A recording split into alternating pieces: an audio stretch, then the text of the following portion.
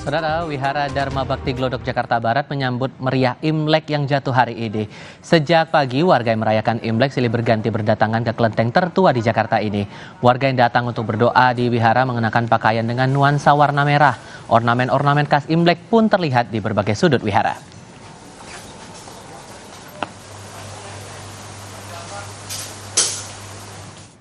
Dan sekian rangkaian Kompas petang kali ini, saya Tifal Solesa. Terima kasih sudah menonton. Selamat sore.